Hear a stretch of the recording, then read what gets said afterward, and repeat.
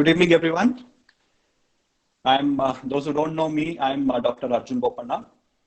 Uh, I'll be starting today with the Indian polity lecture.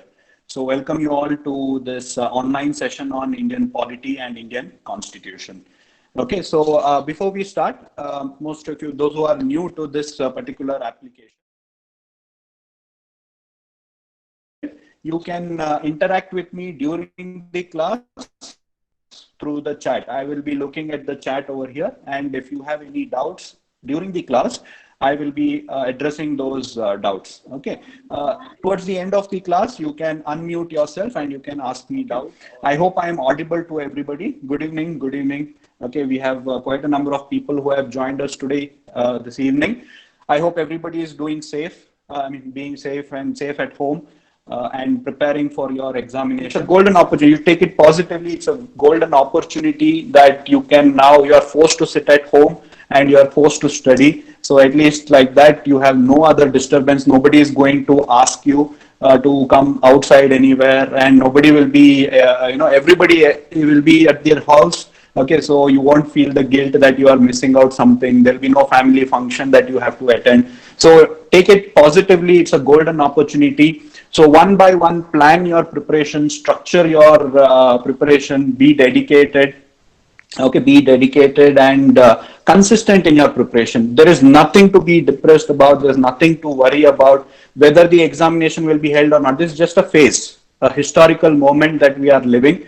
Over a period of time, this also will pass. Okay, so make the best use of it. Okay, whether you are preparing for your prelims, mains, optional subject, whatever it is, this is the time to do it and complete it. Okay, so these classes, okay, so we'll be starting with Indian polity. Today I will be starting with Indian polity. Okay, so basically we will be discussing about the Indian Constitution, the salient features of the Indian Constitution, the structure of Indian Constitution, and how the Constitution is interpreted, the working of the Indian Constitution, etc.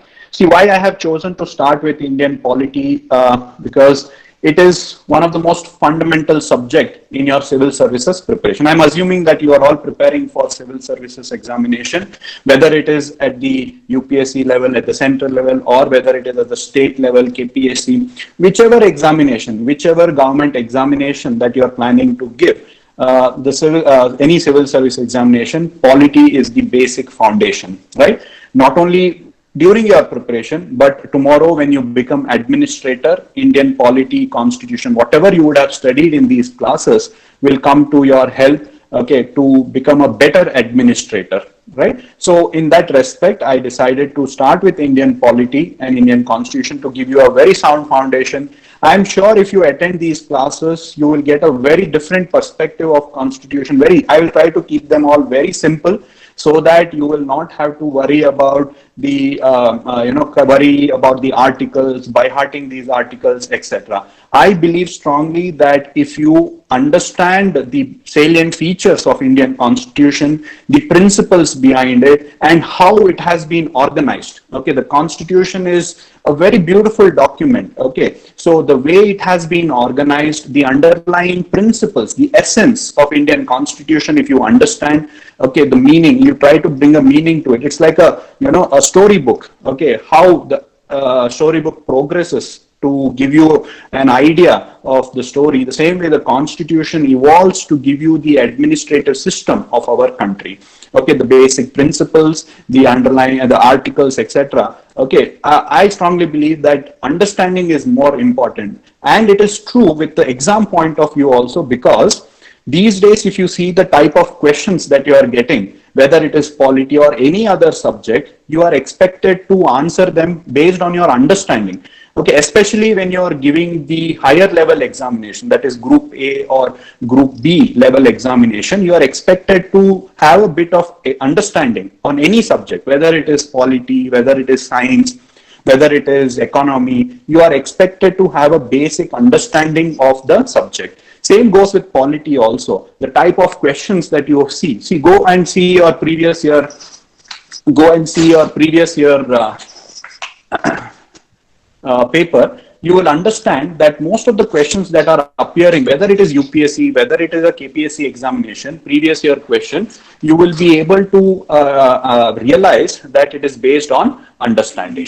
So what I expect you to do is that whether it is your mobile phone or whether it is your laptop or computer, okay, you try to keep it on one end and keep a book material or notes or a sheet of paper and write down whatever you feel is important, whatever I tell you in the class as a micro notes. So at the end of these classes, you might have around 100 pages of these notes, which will be very useful for revision. You have a standard textbook. There are several standard textbooks like Lakshmikant, D.D. Basu, etc., which you have to read. I'm not denying that. But at the same time, I will be referring all these sources, internet, current affairs, analysis from the editorials, etc., so that you will get a different perspective of all of this. So what I expect you to do is you take all these things what we discuss in the class and make your own notes as I discuss in the class. So at the end, you might have around 80 pages of concrete or solid notes on Indian polity, which very quickly you can revise. It is your own, the way you have understood it. Okay, so that is what I expect you to do. So I guess if you guys don't have any doubt, I will start with our with my presentation. Okay, so just briefly about what you are going to study from your prelims. All of you are aware. Okay, what are you going to study from the prelims point of view, right? So we have the Indian Constitution and Indian political system.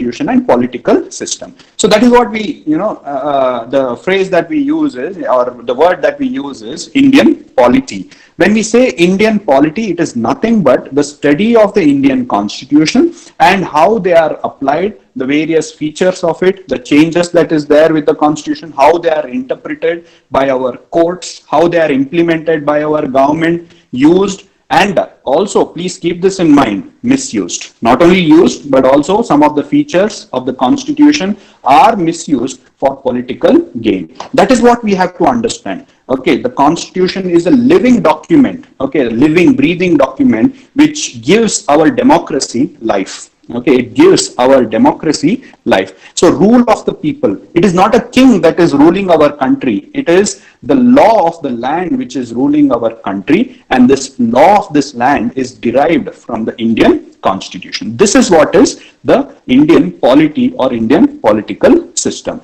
right? So I hope you are all clear with the, just to give you an idea before we start, in mains, okay, further, even in your interview, when you go to the interview also, whatever is happening around you, like for example, if the MLA in Karnataka was disqualified, many of my students who gave KPSC interview recently or UPSC interview recently, questions were asked, oh, you are from Karnataka, so tell me what is the controversy happening in your state legislature. That is the type of question they had asked even in the interview. They had asked, what is your opinion? What is the governor's role? What did the Supreme Court say? These questions were not asked in the interview. So therefore, there is no limit to where all they can ask these type of questions. And also in your essay, right? Essay, there will be a question related to governance. There also you need to know these, know the inside out of the Constitution. Now, when I'm talking about ethics also, okay, in ethics, there is an entire section called as governance. Entire section called as good governance or ethical governance. There also you will be able to talk about the principles of the Indian Constitution, right? So that important. So that is why I, decided to start this particular topic, because most of you would have read the standard textbook like Lakshmikant or any other standard textbook, but to actually try to appreciate the nuances of these, the book and the features of the Indian Constitution requires some kind of a guidance or mentorship. So that is why I thought probably polity will be the best way to start. Now, before we go into the syllabus and what all topics I will be doing in the class, etc., I would like to give you a very simple understanding of what is this Constitution. Okay. What is this Constitution and what we are expected to know from this. See, India is a democratic country. When I say democratic country, it is rule of people. Okay, I'll keep it very simple. Later on, I will start giving you a technical definition of all of this. But just to give you an understanding. So, Indian democracy, when we say Indian democracy or any democracy, democracy is nothing but rule of people, rule by the people, sorry, rule by the people. So, in order for people to rule for people to rule the country, okay, we need laws. Okay, we need law so as to define the relationship between people, in order to define the structure of the government, in order to define the structure of the government, okay, in order to prevent conflict, in order to prevent conflict between people, between institutions, etc. We need a system. We need a system. That system is your law. Again, I'm keeping it very simple. Please keep that in mind. I'm not trying to complicate it at this point of time. So when we as people rule ourselves, okay, see, earlier we had, let's say, kings were ruling. Kings got their power through various sources. Some of the kings believed that they are an incarnation of God, and God has given them the power, or God has given them the right to rule over the people. But today in democracy, we are all rulers. People are ruling this country. So for people to rule this country, okay, we need to have a system, okay, because everybody will start ascertaining their rights and power. Okay, so we need to have laws. We need to have this system. This is a institution that runs this country. This law, okay, we have several laws. Of all the laws, the supreme law of our country, the supreme law of our country is Constitution. Okay, so the Constitution, it defines, okay, our country. It defines the relationship between people and its government. It defines the structure of the government. Okay, it also gives you an avenue in case if you are not happy with the government, if you have any conflict with people, okay, so the Constitution also provides a mechanism by which you can address these problems. Okay, so that is what is Constitution. What is Constitution? It is the supreme law of our country, the supreme law of the country. So we have other laws, okay, other than constitutional laws, we have other laws, like you might have heard about CRPC. Okay, we have got normal laws enacted by the parliament and ordinary law enacted by the state legislature, etc. Those laws, then we have various customs in our country, okay, traditions in our country. Okay, we have got conventions in our country. Okay, conventions are something which has been followed for generation. Okay, customs, traditions, conventions, all these, if it has to remain in our country, then it has to abide by our Constitution. Why? Constitution is what is supreme, the supreme law of the land. Any other law, any other custom, any other tradition, any convention or anything in our country, if it has to be valid, it has to abide by the Constitution. That is the supreme law of the land. So that is what is known as the Constitution. And in our classes, we will try to understand the principles of the Constitution. The principles. So there are various principles of the Constitution. Like, we're not again going into the philosophical aspect of the Constitution. Principles meaning that democracy, federalism, okay, republic state, citizenship, then fundamental rights and duties. So we need to understand the basic principles on which the Constitution is functioning. We have to understand the various parts of the Constitution. We have to understand the various parts of the Constitution. When we say that parts mean like how our body has parts, the same way the Constitution has a head, it has got arms, it has got a stomach, etc. Like that, the Constitution also has parts. Okay, these parts are made up of articles. Then we have other parts like schedule, okay, etc. That also we will have to understand how it is, what they are dealing with, what is their function, etc.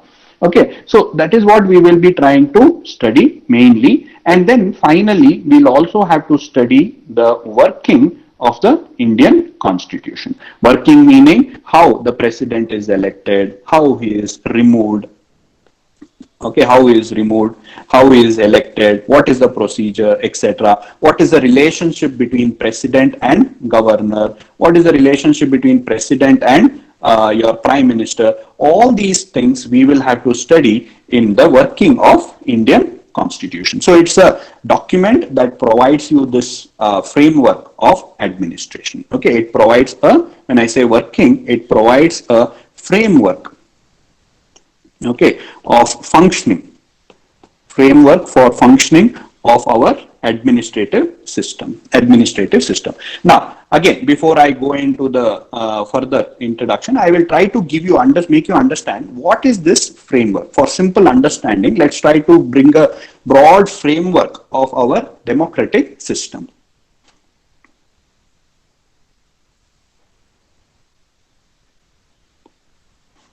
Yeah, so the framework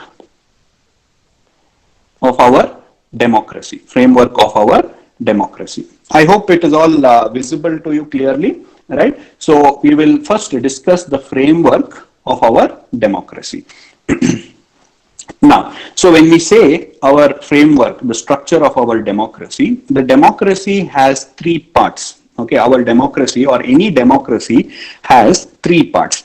And the way it interacts with each other gives rise to different type of democratic system. I'll repeat again.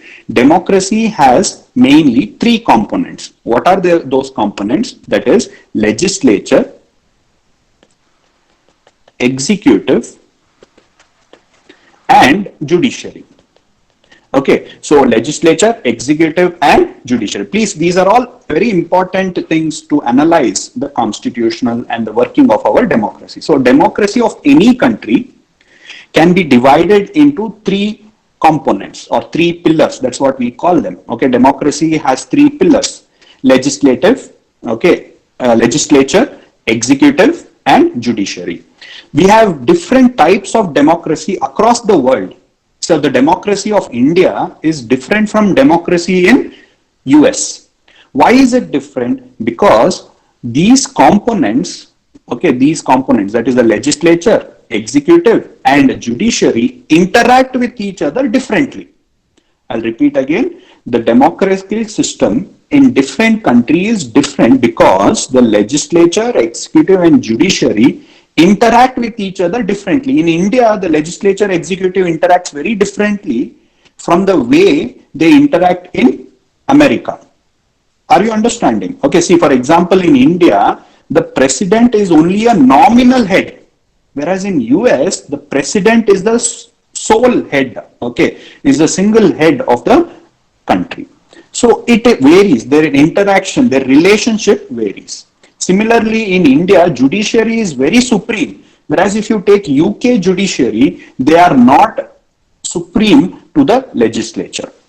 Okay, these things we will be able to understand later. That is what is my objective. That is my agenda, for you to understand these nuances of the polity or constitution. So legislature, executive, and judiciary are the three components of our democracy.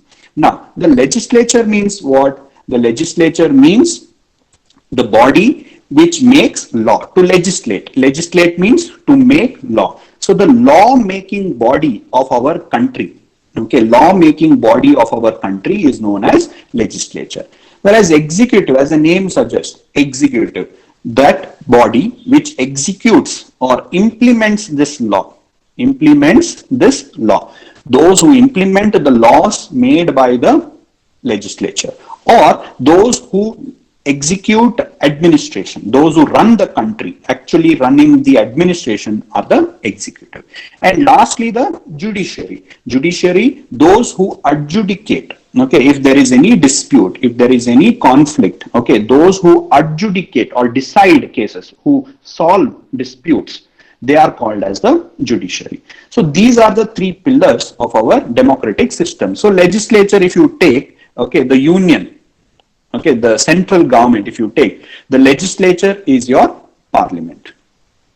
Okay, the legislature is your parliament.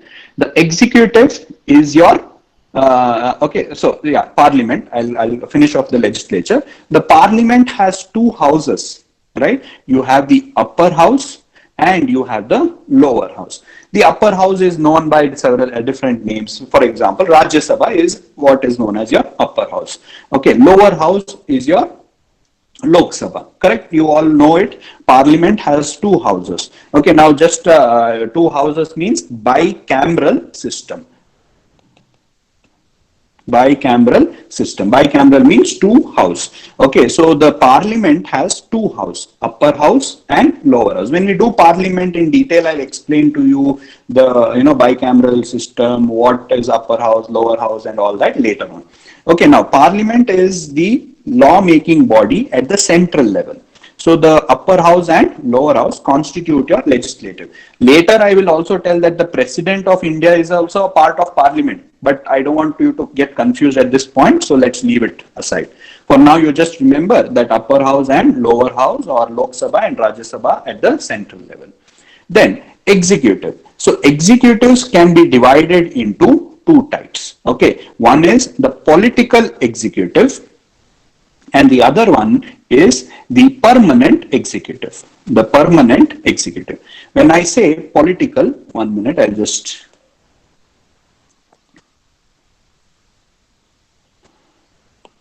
Yeah. Political executive. See, political executive are the ones who are representative of the people through, who are representing the people through elections. So those who are elected either directly or indirectly are called as political executive. Am I making myself clear? I hope everybody, those who are new, are making note of all these points, right? So political executive, okay, political executive. See, basically, because you are sitting at home, there is no direct interaction. Okay, so sometimes we tend to get lost. So pay attention. We'll try to discuss it in the form of a story, so that you will be able to better appreciate. Okay, coming back, political executives are those who are elected either directly by the people or indirectly by the people.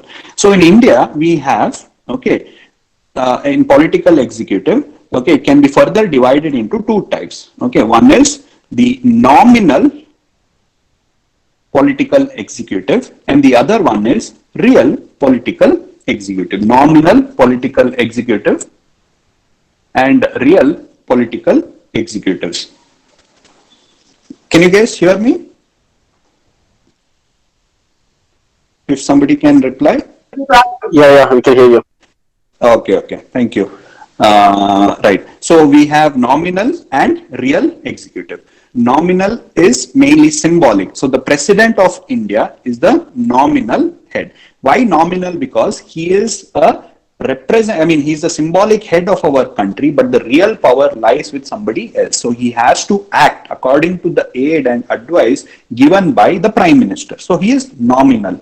Okay. Whereas the real executive includes your prime minister and the council of ministers. So this word has to be used together. Prime minister with council of minister. They constitute your real political executive. Is that okay? Real political executive.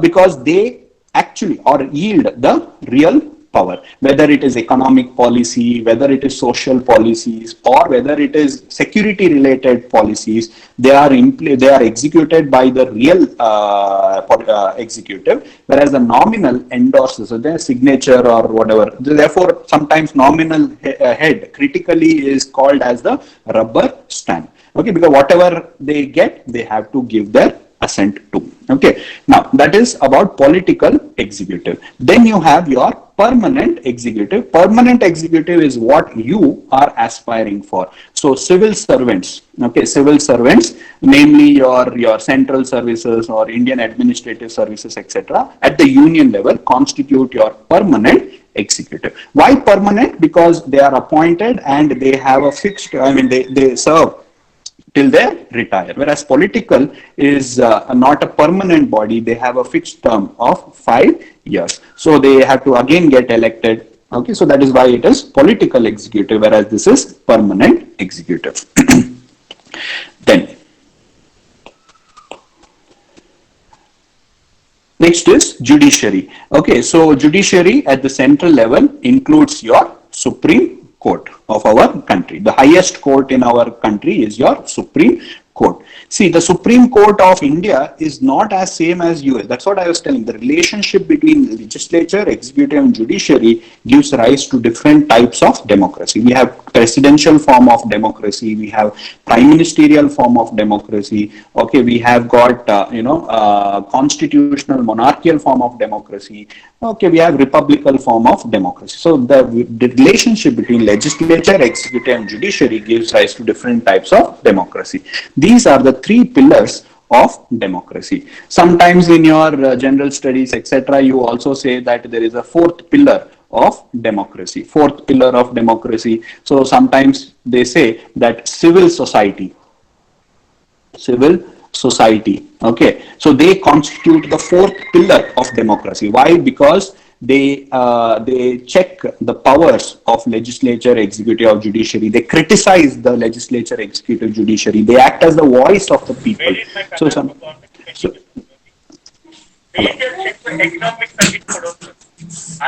okay, somebody's audio is on. Please. Okay, thank you. Could you please repeat? Sir, can you repeat? Because your voice is breaking. Yeah.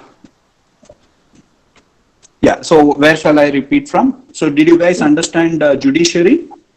Right? No, judiciary was the whole thing which got missed out. Okay, fine. I will start from there. Okay, so I hope you understood the executive, political and permanent executive. Right. Okay, I will repeat. Okay, right. So you have your judiciary. So the judiciary is the body which adjudicates the law. Say if there is any law which violates the constitution, then it is the judiciary which will consider that law as invalid. Similarly, if there is any individual who violates the law, it is the judiciary who will decide. Not only individual, any institution or any body, even the government, even if the government violate these laws, okay, the judiciary will decide on them. Okay. Just a minute, some disturbance in the voice. Can you guys hear me now? Is it clear? Better now? Yeah. Okay. Thank you. Great. Sure. Okay. Thank you.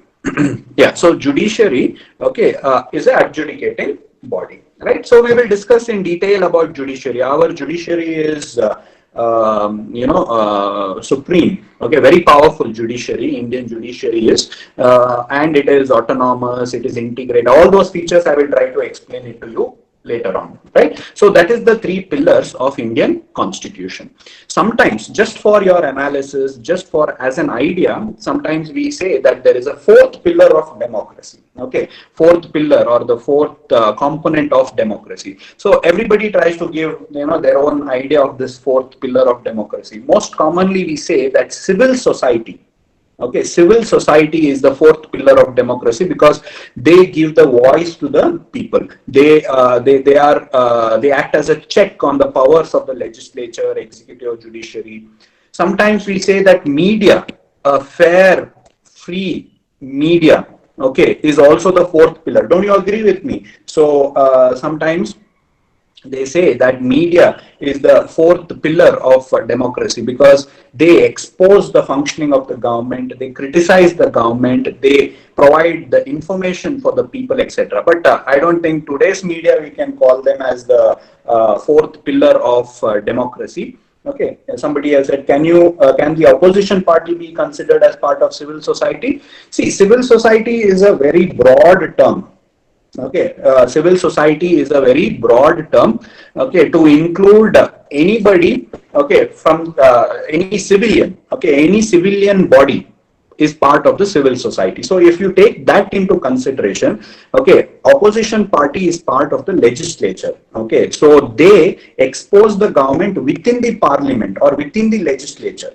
So therefore opposition party, I would not say would come in the civil society. Civil society mainly includes your civilians, not your bureaucrats, not your legislature, not the judiciary. It is the common man, okay, common man who are part of the civil society. So it can include NGOs, non-governmental organization. It can include your self-help groups. It can include women's group, women's rights groups, etc. Okay, it can include various societies which are formed, agrarian, agriculture society, etc. They all constitute your civil society. So civil society is a very broad term. Okay, see, civil society may you have even these pressure groups. sometimes they also act against the society, okay, like your terrorist organizations and Naxals, etc. They also are part of this civil society. So they're not always good. If you take into the broader understanding of civil society, they may not always work for the democratic system. Okay, so all these are your civil society. I hope, Smriti, you understood this, right? Civil society, opposition party. Okay, what is the difference between legislature and executive? Vipanchi Vijay has asked. Okay, so what is the difference between legislature and executive? Yes, see, legislature is the institution which makes law. Very simple. Your parliament is legislature. What is an executive? Executive is your, the institution which implements these laws, which administers the government, okay, which administers the country. They are called as your executive. But please remember, in India, executive and legislature cannot be separated completely, because in India, executive is part of legislature. Okay, Santosh says my voice is breaking for everybody. Okay, see, executive in India is part of legislature. Okay, whereas in America it is not so. Executive and legislature is separate. Okay. Vipanchi, did you understand? Yeah. Okay. So in US, the president and the legislature are separate, whereas in India, the prime minister is the executive, but he's also a part of legislature. Later, when I talk about prime ministerial form of government, okay, I will explain to you all this. So keep that aside for now. For now, you just understand legislature, executive, and judiciary. I hope you understood what is legislature, what is executive, and judiciary. The relationship I will explain later when I talk about the type of democracy, that is presidential and prime ministerial. I will explain the relationship. But I hope at least the basic definition difference you understood. Is this okay, guys?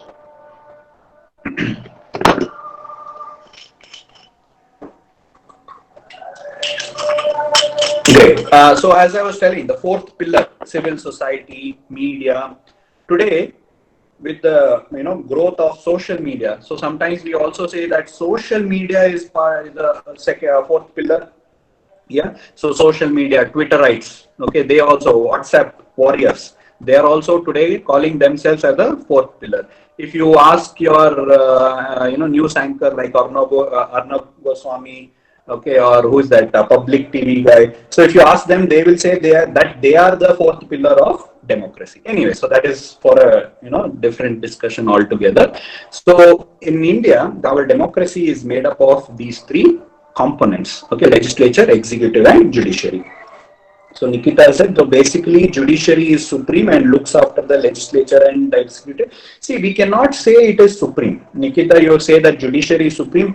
I would not agree with this statement that judiciary is supreme. I would say all are supreme in their own sphere. Okay.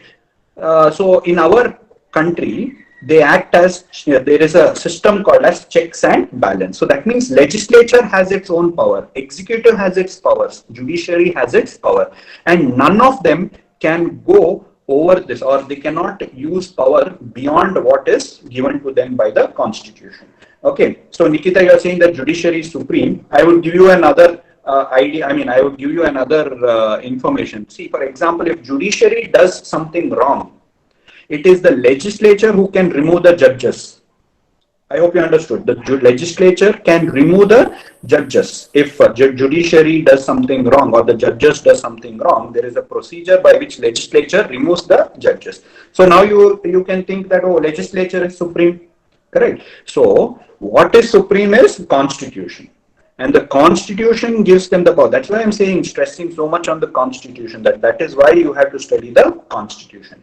The constitution is supreme, nobody else. The constitution gives power to the legislature. The constitution gives power to the executive and judiciary. Nobody can take more power than what is given in the constitution. If legislature takes more power, judiciary will control it. If judiciary takes more power, legislature will control. If executive takes more power, both judiciary and legislature will control it. So I hope you understood. Nobody is supreme in India. It is the constitution which is supreme. That is the beauty of our constitution. Judiciary is independent, correct. Santosh, you're right. Sir, can you please correlate all three in one example? Correlate all three in one example meaning? I didn't get you.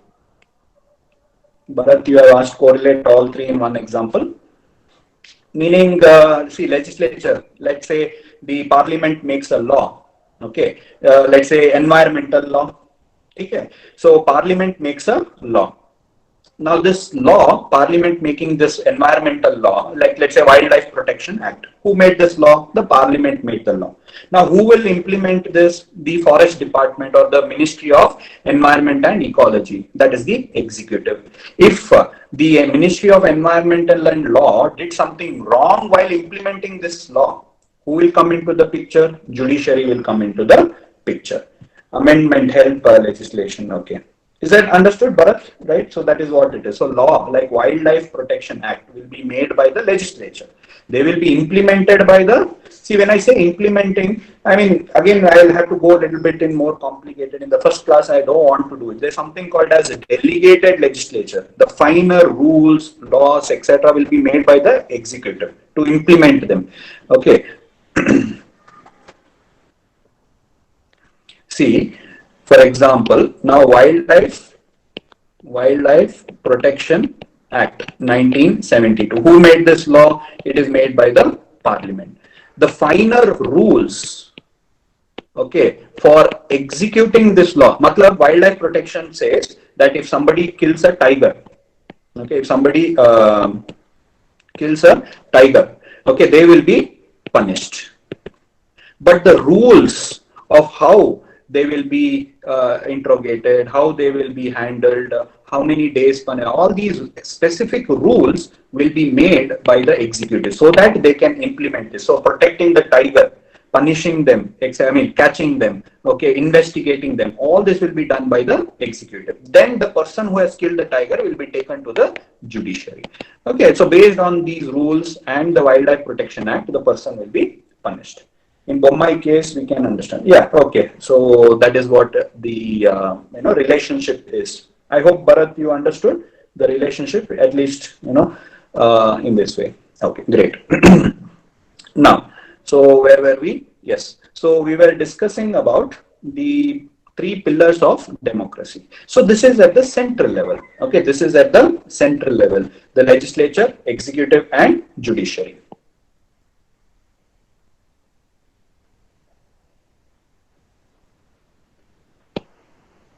Okay, next idea that you have to understand the structure. We were discussing about the structure of Indian democratic system. So we discussed the three pillars. Not only this, the Indian constitution provides for a federal democratic system.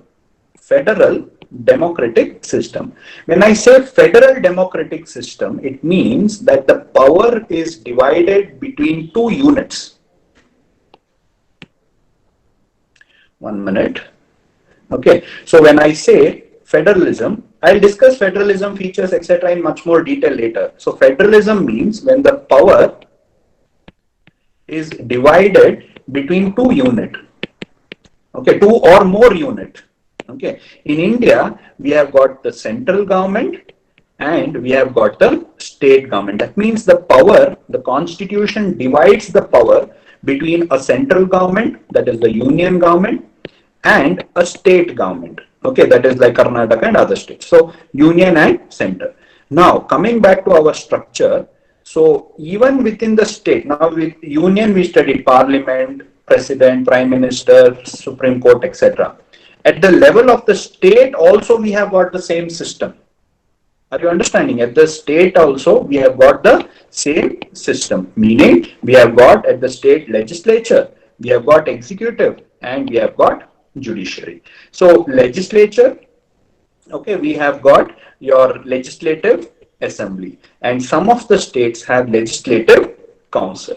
Most of the states have legislative assembly. Okay, so your MLAs, member of legislative assembly, they are your part of legislative assembly. Then you have legislative council, MLC. Okay, so Karnataka has got both legislative assembly and legislative council. So that is part of your legislature. Similarly, in your executive, same thing we have here also. What is the division?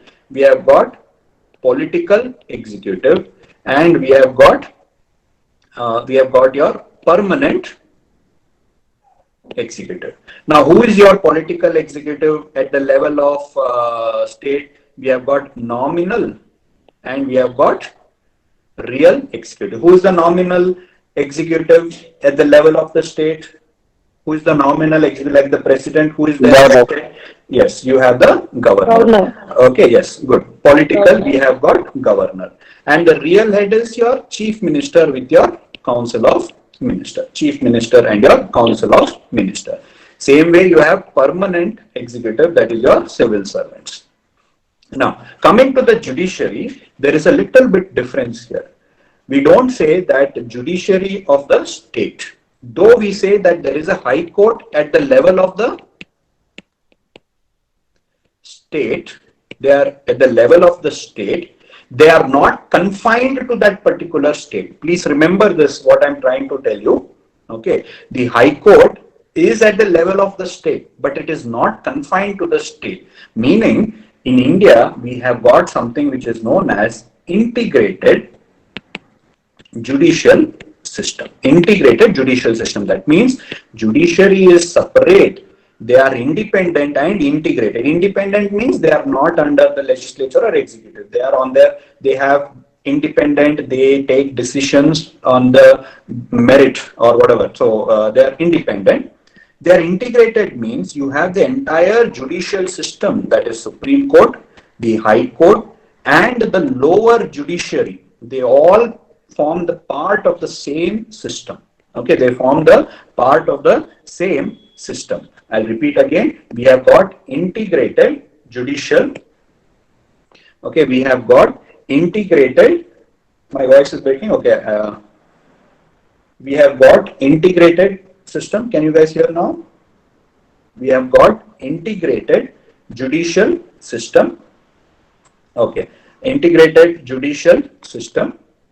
So when I say integrated judicial system, the judiciary at the level of union, that is central level, at the state level, and at the lower level, that means at the district and sub-district level, district and sub-district level, that is your Supreme Court, your High Court, and your lower court, that is your district court, sessions court, or whatever, they all form the part of the single system. That means once your case is decided at the lower case, they go to the High Court.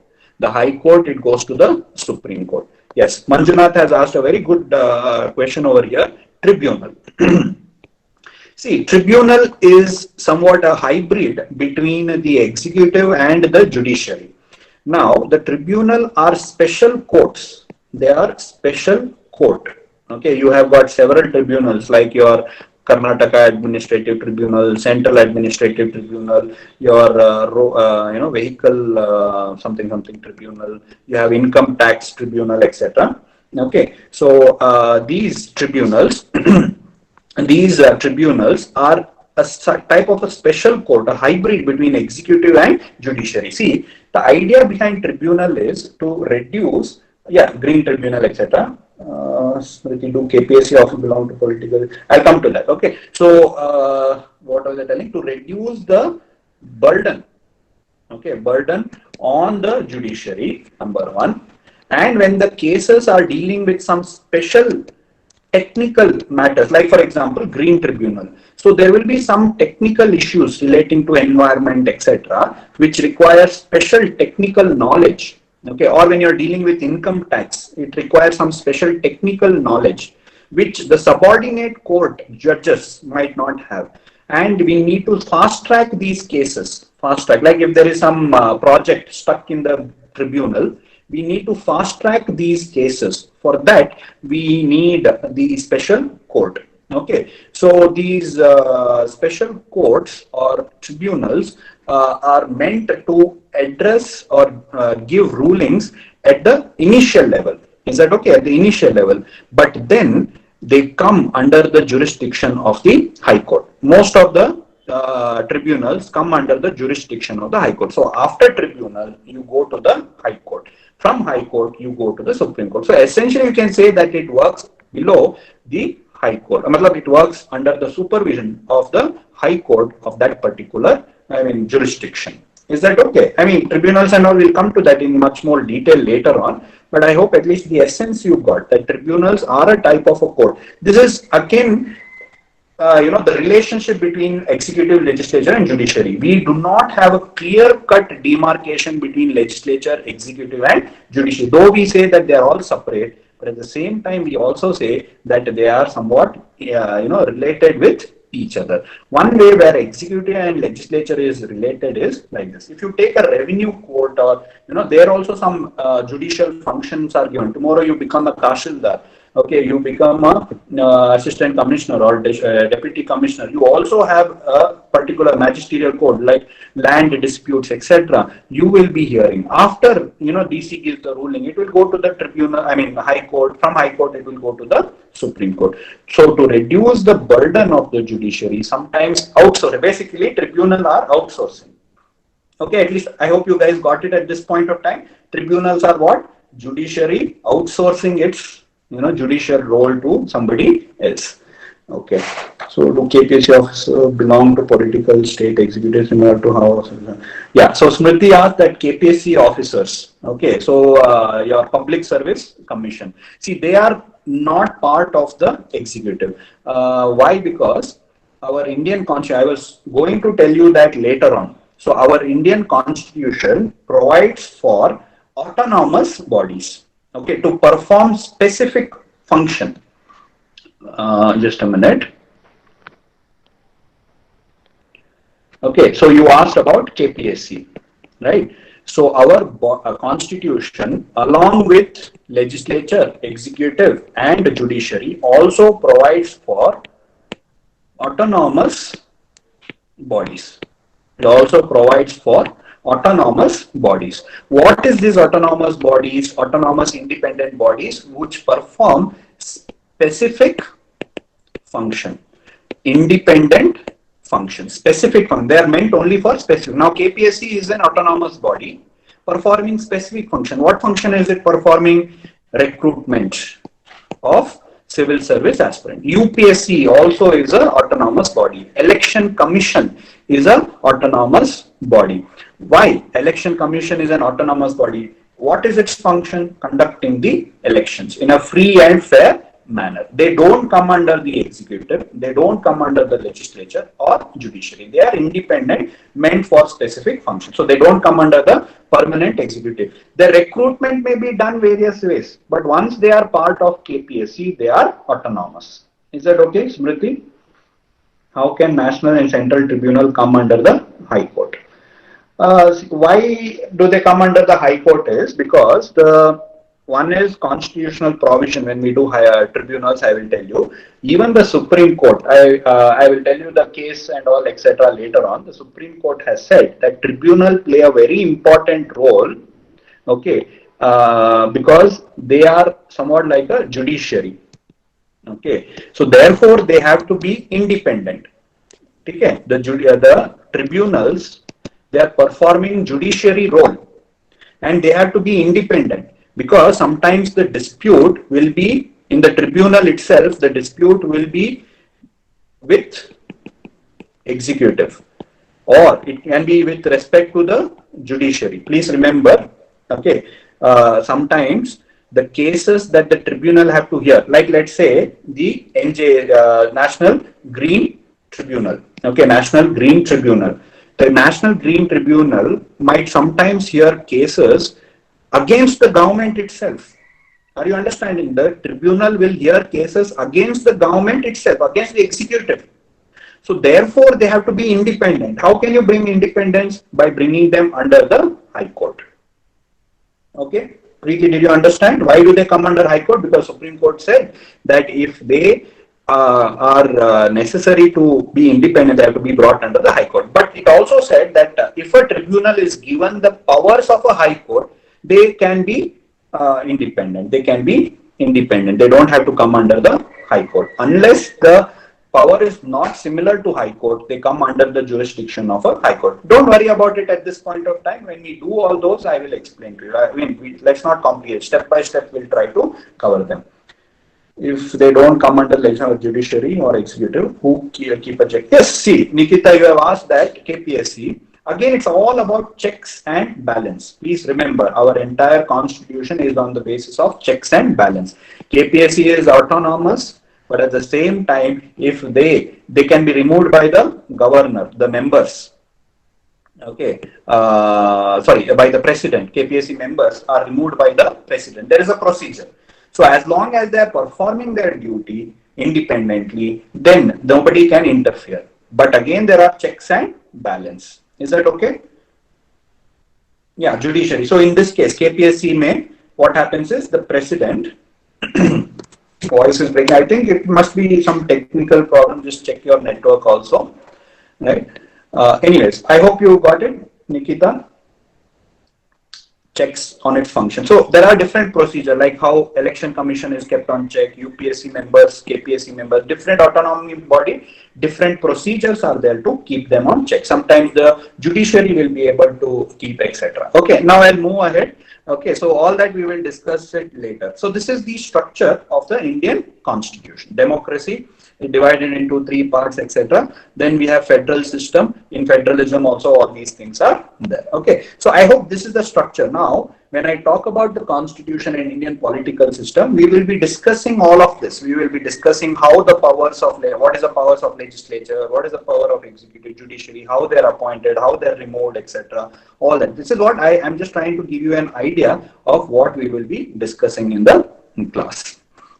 Okay, now coming to the type of questions. Okay, before we go into the syllabus as to what we will be discussing, first try to understand the types of questions that can be asked in your examination. Broadly, there can be two types of questions that can be asked. One is obviously the factual question. Okay, and then you have the understanding, based on understanding. Now you have asked questions like checks and balance, how they are controlled, how they are done, etc. That is based on the understanding. So if you talk about the ratio, I would say 1:3, or sometimes 1:4 also. Matlab, factual questions these days are the less number of questions are asked from factual, and understanding based questions are more. Okay, and in mains, okay, especially if you are giving UPSC mains, most of the questions will be based on understanding. All the questions will be based on understanding. If you are giving KPSC mains also, one or two questions will be factual. They'll give you functions of judiciary or something like that. But most of the question will be based on understanding. I'll give you an idea now, okay, how questions are asked. Here is a fact-based or factual-based question, under which this was asked last year, okay, in 2019, under which schedule of the Constitution of India transfer of tribal land to the private party for mining shall be declared null and void. So this is which schedule. Basically, you have to have the factual knowledge as to which schedule deals with tribal. Okay, can you guys answer this? Which schedule deals with tribal issue? Third schedule, ninth schedule, fifth schedule, 12th schedule. I mean, anybody for 12th? You guys have answered the. Okay, great. Okay, fifth schedule. Okay, you have your fifth and your sixth schedule, which deals with tribals. Okay, anyways, all this we will discuss later. I'm just giving you an idea that factual questions like this, anything like schedule, third schedule, all that we'll discuss later. So the tribals, okay, are dealt under the fifth and the sixth schedule. Okay, so that is how factually you should be able to know. So you should know that the third schedule is to do with oath and affirmation. The fifth schedule is to do with your tribals, scheduled tribes. Ninth schedule is to do with the laws which are dealing with land reforms. The 12th schedule is to do with local bodies. Okay. So in this way, if you are aware of the factual information, you will be able to get this question. So that is fact-based question. So in our classes, my whole idea is to remember these facts based on understanding, common sense. Okay, you can do it. I'll tell you how you can understand and remember these based on common sense, and then around 20-30% of memorizing also you might have to do. But major portion of the topics you can understand and remember. Okay, so when you understand, you can remember it for a longer period of time. Okay, you can concentrate on other aspects. Similarly, over here, ninth schedule was introduced in the constitution during the prime ministership of. Okay, so like this question can be asked. Okay, anybody know? Like this is again factual. This is also factual based question. If anybody know when was it added, so this fact you should be able to know. Okay, see Indira Gandhi. Okay, so it was. If I tell you this was added in 1951. Okay, it was added. Ninth schedule was added in the 19th year, 1951. Now you tell me who is the prime minister? Yes, A. Jawaharlal Nehru. Okay, so that is what fact. If you should, these are all fact. How will you understand? Okay, again, there is a way of understanding this because there is a story behind it. Okay, because after independence, okay, when constitution came into force, the first thing the government did. Okay, there is a story. See, I'm telling you how to remember these facts. Sometimes, you would be taught mnemonics, songs, poems to understand and remember these schedules and all. I don't believe in that. If you are understanding it in common sense, then you don't have to. See, what happened, the first thing the government tried to do was to bring about development in the rural area. Okay, development in rural area. What development can you bring in rural area? Agricultural reforms. And to bring about agricultural reform, you had to bring about land reform. Okay, you had to bring about land reform. The first thing that they did, okay, with respect to social development in our country was to come out with this land reforms. Okay, and therefore, probably you can relate it with 1951 9th schedule. There's a story behind that also, why this 9th schedule, etc. When we do fundamental rights and all, I will explain to you why this whole thing came into picture. Dispute between fundamental right and DPSP. Anyways, you want, if you're not aware as of now, you might not find it at this point of time. So I keep it for later. So there's a story. Okay, that story, if you understand, these things will automatically come to you. You don't even have to by heart. Otherwise, if you by heart, no, you will get, Indira Gandhi or Morarji Desai, like that, you might get confused. Next, that is factual based question. Then there is something based on common sense, understanding. So like this, with reference to the Constitution of India, consider the following. No High Court shall have jurisdiction to declare any central law to be constitutionally invalid. An amendment to Constitution of India cannot be called to question in Supreme Court of India. Okay, so now you understand. So we discussed now only you can answer this question. We discussed it earlier that the Supreme Court, okay, can hold any law unconstitutional if it violates, the provisions of the Constitution. If it violates the provisions of the Constitution. So therefore, the second statement is incorrect. Now coming to the High Court. Okay, in our discussion, we will tell this High Court also has the same power under Article 226.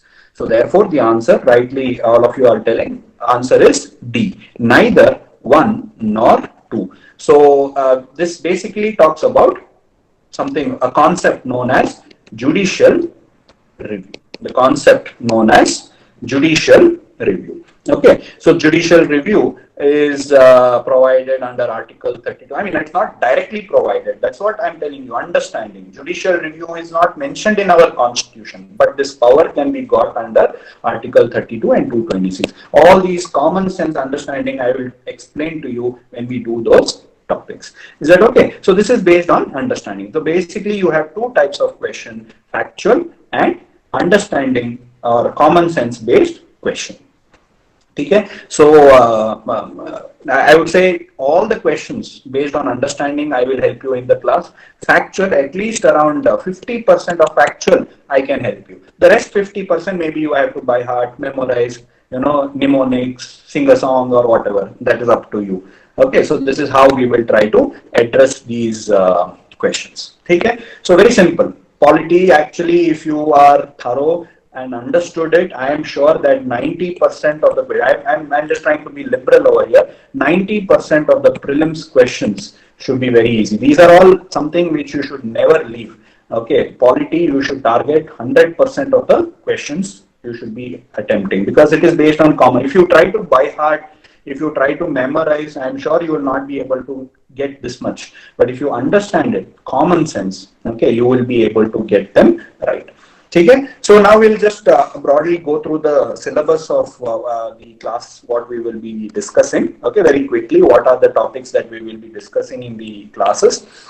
So first is, we will obviously, the first thing that we have to do tomorrow, what we will be starting is that we will be understanding, today, a little bit. Tomorrow, in more detail, we will be trying to understand the terms, the concepts of, the constitution, like what is parliament, what is federalism, what is republic, what is secularism, what is, citizenship, etc. So that is the understanding the terms and concepts, salient features of Indian constitution.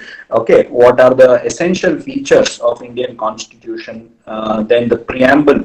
Preamble is nothing but the introduction. Okay, like any book which has an introduction to it itself, same way the Indian constitution also has an introduction. That introduction is called as the preamble to the Indian constitution. Preamble is nothing but the introduction, the preface, or what it is telling you that you can expect from our constitution. That is preamble. Okay, having understood this preamble, see, our chapter, the constitution, also is very organic. It is very organic. That means it is not haphazardly arranged, etc. It is related to one another. So obviously, when you take any book, you will have an introduction. That introduction chapter is your preamble. Then this book is what? The constitution. And the constitution is for which country? It is for India. So the next chapter that we will be discussing and the next part of the Indian constitution is union and its territory. I hope you are understanding our chapter. The constitution is also arranged in the same manner. After introduction, we have to define what is India. Right? This constitution is Indian constitution. So what is India is defined in our chapter. So that is part 1 of the Indian constitution.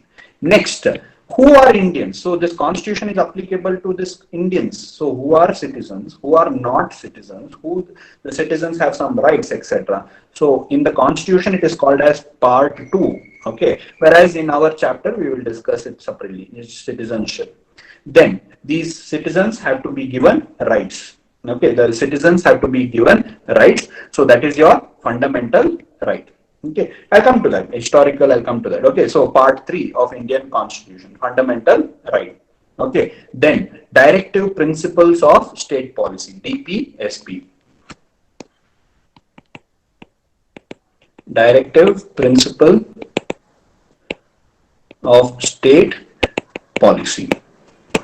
Now, what is this directive principle of state policy? For those who are not aware of this directive principle of state policy, so I mean, just very quickly I will discuss. So we have the state. Matlab, the state means, let's say, the government in this case, central government or state government. The state government and central government, okay, have to implement welfare program to its people. Correct? No, that is its job. Okay, to implement the welfare program and policy to the people. Okay, so while implementing or while coming out with these policies, welfare schemes, etc., they have to keep in mind certain principles. Matlab, broad principles they have to keep in mind when they are implementing these schemes, policies, framing schemes, policies, etc.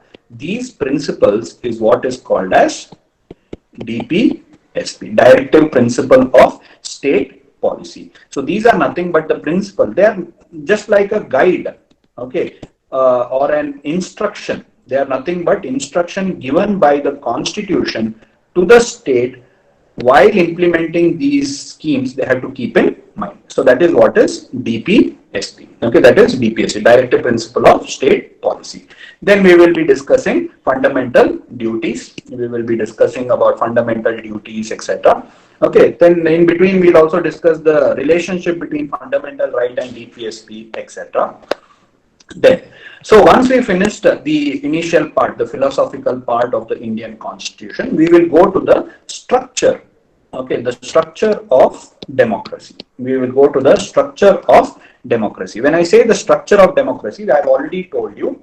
Okay, when I say the structure of democracy, I've already told you we have got the union government, we have got the state government, we have got the executive, legislature, and judiciary, etc. So that we will have to define and understand in the next chapters. Okay, so we will be discussing president, okay, vice president, prime minister, parliament, judiciary, at the central level, that is Supreme Court, etc., which I have already explained to you. So all those things we will discuss. So once central government is over, we will go to the state government. In the state government also, we will be discussing nominal executive, real executive, the state legislature, the high court, suburban. Over here, we have to understand how they are how they are elected or appointed, etc. How they are removed. What is their function? What is the relationship between them and the other institutions, etc. We'll have to understand. Okay, and then some of the states have special provision. Okay, like we already know in the news, Article 370, so which has been removed now, which gave special powers for Jammu and Kashmir. Then other states also have got such powers, like under Article 371. Okay, what is the special power under which article? Karnataka has got special power. Which article? Article 371. Article 371J. Good. So under Article 371J, Karnataka, okay, the Hyderabad Karnataka region have got special, provisions in the constitution. So like that. So that also we'll have to discuss. So once we finish the center and state, also keep in mind, okay, it is not just restricted to center and state government. The structure further continues to form what is known as your local government. Okay, so in order to bring about grassroots level democracy, in order to bring about the grassroots level democracy, okay, so we have local government. Okay, so local government is of two types. One in the urban area, that is your urban local body. All of you know municipalities, etc. That urban local body, we have different types of urban local bodies. And then we have rural, that is Panchayati Raj institution, PRI, Panchayati Raj institution. This is a three-tier system. Please remember, urban bodies are different types, whereas Panchayati Raj, three-tier system. One at the village level, then at the intermediate level, which we call it as block. Okay, and then we have at the district level. Okay, in Karnataka, if you take specifically, we have your Gram Panchayat, we have got your Block Panchayat, okay, or Taluk Panchayat, and then we have the district Zilla Panchayat. So three-tier system. So again, we have to know, it's very important to understand these things because they are the grassroots level democratic system. So this is about this. So essentially, we have a three-tier system. We have the central government or the union government, we have got the state government, and then we have got the local body. But we don't call it as a part of federalism because local body come under the state government. So they are not part of the federalism. Federalism in this case is only center and state, because local body, they come under the state government. Okay, matlab the laws relating to the local bodies are all made by the state government. Okay, then next we have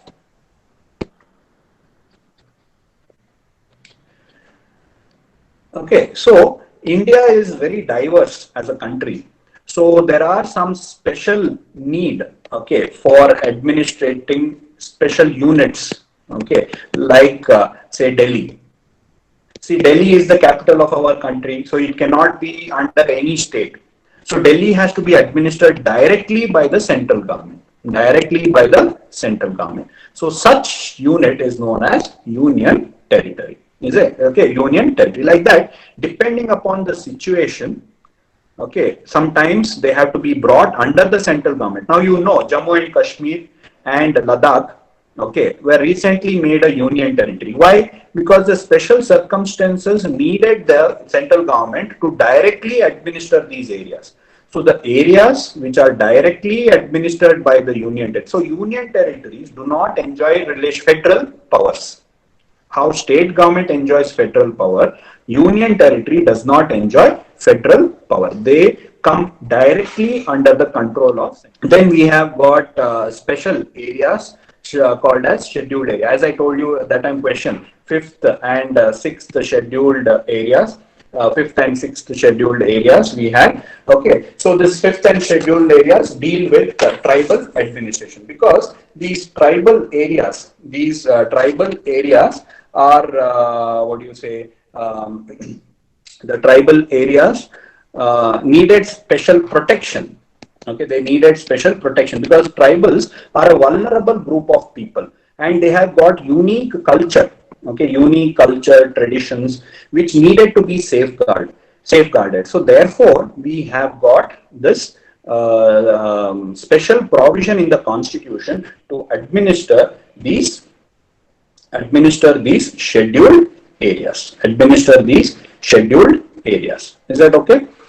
These are scheduled areas.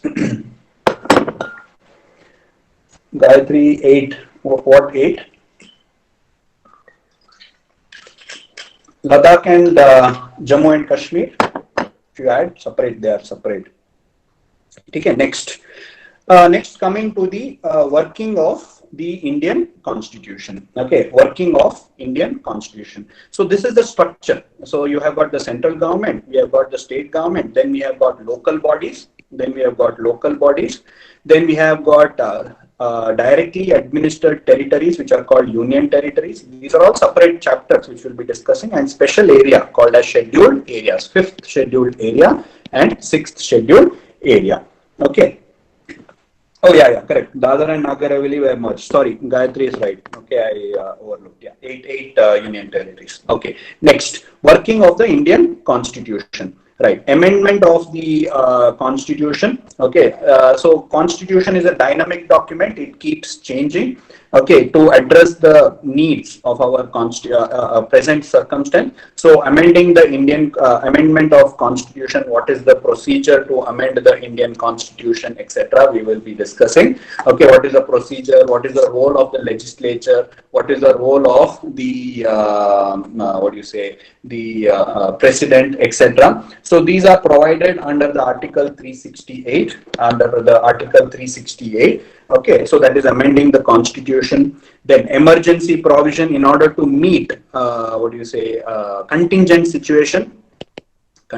situation or emergency situation. We have got special provisions in the Constitution whereby the central government can take direct control of the administrative system. So emergency provision. So we have got 3 types of emergency: national emergency, state emergency, and financial emergency. Then we'll have to discuss the center-state relationship, that is your legislative relationship, executive relationship, okay, and financial relationship between center and state, that we will be discussing. Interstate relationship we will be discussing. Then elections to the center, state, local bodies, how it is done, who is responsible, all these things we'll have to study. Okay, and then lastly, coming to the autonomous body. So somebody where you were asking about KPSC, etc. Okay, so this constitutional bodies and non-constitutional bodies. So these are autonomous bodies. They are set up in order to perform some specific role, specific role. They are autonomous, independent bodies. So in this we will be discussing, or we will be classifying them into constitutional and non-constitutional body. When I say constitutional body, their powers, etc. is derived from the Constitution itself. Then you have non-constitutional bodies whose powers are outside the Constitution. It is either through a law or government notification. So there are several types of autonomous bodies like Election Commission, UPSC, State Public Service Commission, Finance Commission, okay, National Commission on SC, ST, OBC, CAG, Comptroller and Auditor General, etc., etc. All these are very important. These days, the examiners are asking the examiners are asking many questions from this. Okay, so statutory body means, okay, those bodies which are established by law. Law is statute. Statute means law. So any body which is established by a law, any body which is established by law is known as statutory body. Yes, by an act, by a law, it is known. Either a parliament will enact a law or the state government will enact a law, okay, is known as, yes, UGC Act provides for it. So UGC is a statutory body. Your Lokayukta, okay, Lokayukta is established by a law enacted by the state government. State Karnataka Lokayukta Act, Okay, establishes Lokayukta. Similarly, you have Lokpal in the center union. So you have the Lokpal Act by which Lokpal is created. Okay, so that is statutory body, those which are enacted by law. Okay, so these are the various chapters. Then other things that we will be covering is, so once we cover all of this, then we will be discussing about the history behind it. Okay, history behind the constitution. Okay, how it came into being, etc. This mainly we will be stressing in the history chapter, but over here, whatever is required from the provisions of, from understanding the constitution, we'll discuss. So history of the making of the constitution. Okay, and then some current affairs related to the constitution, etc. we will be discussing. Okay, so these are the important chapter. I mean, whatever, if I have missed out something as we progress in the class, I will be dealing with them separately. Okay, so this is what is the important chapters that we will be covering. So as you guys can see that how the constitution progresses, the same way we will also cover the chapters. Now coming to the sources, okay, so you can refer any standard textbook. Okay, usually for civil services, everybody refers Lakshmikant. So most of the program, I mean, I'll also be doing it from Lakshmikant, DD Basu, Internet, etc. One textbook, any one standard textbook you can refer. Okay, any good. If you like Lakshmikant, you can refer that. If you like DD Basu, you can refer that. They're all good books. You can refer them. And at the same time, I would recommend you to also start solving MCQs. Any standard, any good multiple choice question bank on polity. This is the most important aspect which you are supposed to do. So solve as many. As we finish chapter one after the other, I expect you to also solve the relevant respective questions chapter. Okay, so chapter wise, if it is arranged question paper, you try to solve them. If you have any doubts, etc., you can obviously next day you can bring it to my notice. We can discuss. So that is about Indian the sources of from where you have to do one book. So the idea is that you will be repeatedly revising the same thing again and again from the text or from the material. Okay, so repeatedly you read. Okay, that is the idea behind the success of prelims. Okay, so revision plus solving multiple choice question. Please do this. I'm sure all the 15 questions on polity you will be getting it right. So revision, same thing. Don't read 10 books. It does not make any sense. So read the single book several times. That is what makes a lot of difference. Okay, so solving multiple choice question and revision. This is what I expect you to do. So probably, yeah. So that is what you can expect from the class. So one by one, these chapters, I will try to cover them, try to make you understand the provisions, etc. of these things. Okay, some factual information, etc. Obviously, you can read it, make correction as and when you go. Okay, so that is about this one. Yeah, every day we will be doing this class at 6 p.m. I don't have, I think, time for salient features. I will start the salient features from tomorrow. Okay. Yeah, so every day you will have class at 6 p.m. Okay, so this was an introduction class. This is how we will go about it. You can interact with me through the chat box over there. Okay, and I guess, yeah, that's about it. So though if you are interested to join, you can just call the number that is there on the screen. They will tell you the procedure. Or you can visit our website and all, you can do it. I'm sure if you are worried about polity and all, I don't think you have to be anymore, because I am very confident of what I do here. So if you follow these about 20-25 classes, okay, you will be very comfortable. It depends, usually around 20-22 classes I would require. Okay, and if you attend all these classes regularly, I'm sure you'll be very, very confident. Okay, thank you. Thank you so much. Okay, have a good day. Be safe again, guys. Be safe. Stay at home and just study. Okay, don't do anything else. Plan your preparation. Study whenever the exam is, whichever exam you are giving, it will be held. Just finish up and finish, revise, keep studying. Okay, thank you so much. I'll see you guys tomorrow at 6 o'clock. Have a good day.